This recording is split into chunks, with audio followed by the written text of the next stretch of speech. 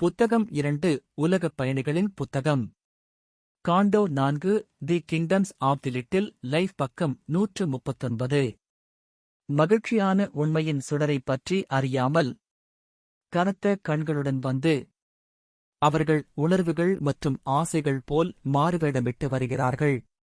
மேற்பரப்பில் களைகளைப் போல சிறிது நேரம் மிதந்து சோம்னாம்புலிஸ்ட் அலையில் எழுந்து மூழ்குகிறார்கள். தூய்மையற்றது, சீரழிந்தாலும் அவளது அசைவுகள் எப்போதும் ஒரு பரலோக உண்மை வாழ்க்கையின் ஆழத்தில் அடைகாக்கும். அவளுடைய தெளிவற்ற உறுப்புகளில் அந்த நெருப்பு எரிகிறது. படைப்பின் செயல்களில் கடவுளின் பேரானந்தத்தின் தொடுதல், மகிழ்ச்சியின் தொலைந்த நினைவு இன்னும் மரணம் மற்றும் பிறப்பின் ஊமை வேர்களில் பதுங்கியுள்ளது. உலகின் உணர்வற்ற அழகு கடவுளின் மகிழ்ச்சியை பிரதிபலிக்கிறது. அந்த பேரானந்தத்தின் புன்னகை எங்கும் இரகசியம்.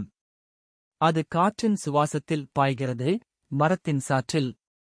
அதன் சாயல் மகத்துவம் இலைகளிலும் பூக்களிலும் பூக்கிறது. உணர்ந்தும் தவிக்கும், ஆனால் அசையவோ அழவோ முடியாத தாவரத்தில் வாழ்க்கை அதன் அரை தூக்கத்தை உடைத்தபோது, மிருகத்திலும் சிறகுகள் கொண்ட பறவையிலும் சிந்திக்கும் மனிதனிலும் அது இதயத்தின் தாளத்தால் அதன் இசையின் துடிப்பை உருவாக்கியது.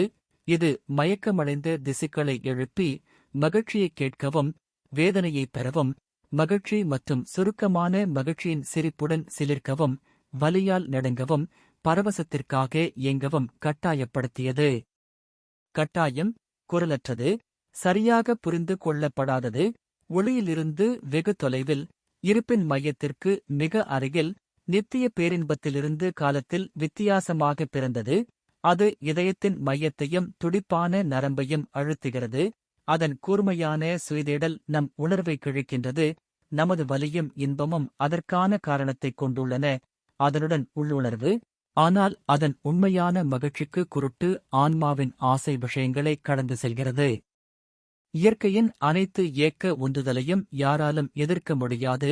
இரத்தம் மற்றும் விரைவான உணர்வு மூலம் எழுகிறது. எல்லையற்ற ஒரு பரவசம் அவளுக்கு காரணம்.